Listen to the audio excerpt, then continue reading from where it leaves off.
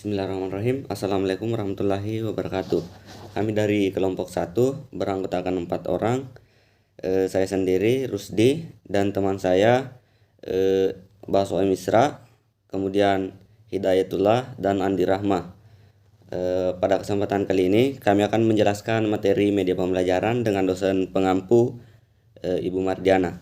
Langsung saja, di sini saya akan menjelaskan pengertian media pembelajaran. Dalam proses pembelajaran, terjadi komunikasi antara guru dan siswa. Guru berperan sebagai pengirim informasi, sedangkan siswa berperan sebagai penerima informasi. Proses ini akan berhasil dengan baik jika antara keduanya berjalan dengan lancar, di mana guru mampu menyampaikan informasi dengan baik kepada siswa, dan siswa mempunyai kemampuan menerima informasi tersebut dengan baik pula. Baik, mungkin itu saja yang sempat saya sampaikan. Selanjutnya saya persilakan kepada teman saya. Terima kasih. Bismillahirrahmanirrahim. Assalamualaikum warahmatullahi wabarakatuh. Perkenalkan, nama saya Hidayatullah Rahman dari kelompok 1. Nah, di sini saya akan melanjutkan presentasi dari teman saya, yaitu ciri-ciri media pembelajaran. Nah, di sini Gerlach dan Eli mengemukakan 3 ciri media yang dikutip oleh Arswat 2005-12. Antara lain, nomor 1, ciri fiksatif atau fiksatif property.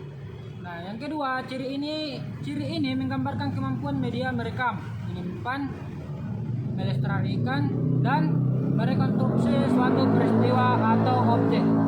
Nah, ciri yang kedua yaitu ciri manipulatif atau manipulatif property.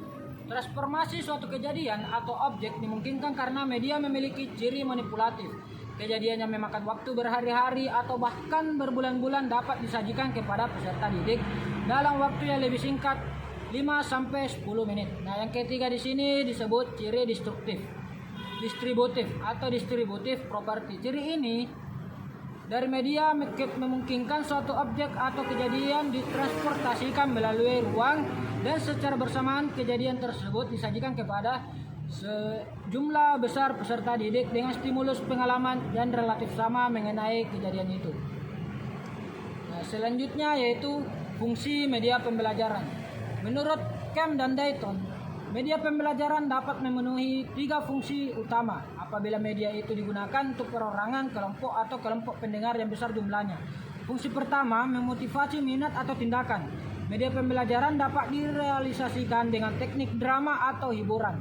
Hasil yang diharapkan adalah melahirkan minat dan merangsang para peserta didik untuk bertindak. Fungsi kedua yaitu menyajikan informasi. Media pembelajaran dapat digunakan dalam waktu rangka penyajian informasi diharapkan kelompok peserta didik. Isi dan bentuk penyajian bersifat amat umum, berfungsi sebagai pengantar, ringkasan laporan, atau pengetahuan latar belakang. Penyajian dapat pula berbentuk hiburan, drama, atau teknik motivasi.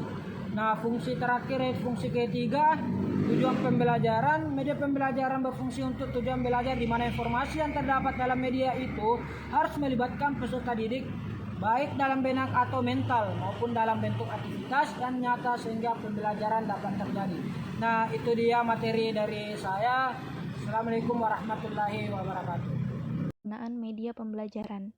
Penggunaan media di dalam proses pembelajaran bukan bermaksud mengganti cara mengajar guru, melainkan untuk melengkapi dan membantu para pengajar dalam menyampaikan materi atau informasi. Dengan menggunakan media, diharapkan terjadi interaksi antar pembelajar maupun antara pembelajar dengan pengajar. Penggolongan media pembelajaran. Yang pertama, ada media berbasis manusia. Media ini bermanfaat khususnya bila tujuan kita adalah mengubah sikap atau ingin secara langsung terlibat dengan pemantauan pembelajaran siswa. Salah satu faktor penting dalam pembelajaran dengan media berbasis manusia ialah rancangan pelajaran yang interaktif. Pelajaran interaktif yang terstruktur dengan baik bukan hanya lebih menarik, tetapi juga memberikan kesempatan untuk percobaan mental dan pemecahan masalah yang kreatif. Pelajaran interaktif mendorong partisipasi siswa dan jika digunakan dengan baik dapat mempertinggi hasil belajar dan pengalihan pengetahuan. Penggolongan media pembelajaran yang kedua ada media berbasis cetakan, buku teks, buku penuntun, jurnal, majalah, dan lembaran lepas.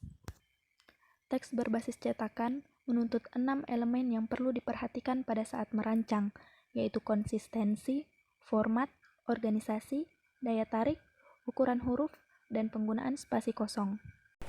Baik, selanjutnya yaitu penggolongan media pembelajaran. Media berbasis audiovisual yaitu 1. Media visual yang menggabungkan penggunaan suara memerlukan pekerjaan tambahan untuk memproduksinya. 2. Salah satu pekerjaan penting yang diperlukan dalam media audiovisual adalah penulisan naskah dan storyboard yang memerlukan persiapan yang banyak rancangan dan penelitian. 3. Naskah yang menjadi bahan narasi, disarina dan isi pelajaran yang kemudian disintesis ke dalam apa yang ingin ditunjukkan dan dikatakan. Selanjutnya yaitu narasi. Ini merupakan penuntun bagi tim produksi untuk memikirkan bagaimana video menggambarkan atau visualisasi mata pelajaran.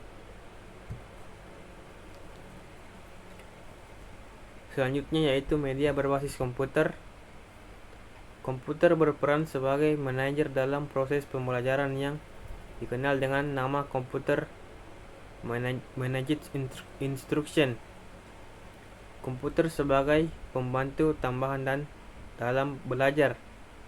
Pemanfaatannya meliputi penyajian informasi isi materi pelajaran, latihan, atau kedua-duanya. Modus ini dikenal sebagai Computer Assisted Instruction (CAI). CAI mendukung pembelajaran dan pelatihan akan tetapi ia bukanlah penyampai utama atau materi pelajaran.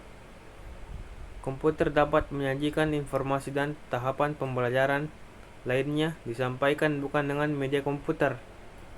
Format penyajian pesan dan informasi dalam CAI terdiri atas tutorial terprogram, tutorial intelijen, drill and practice, dan simulasi. Itulah presentasi dari kelompok 1. Mohon dan lebihnya mohon dimaafkan. Wassalamualaikum warahmatullahi wabarakatuh.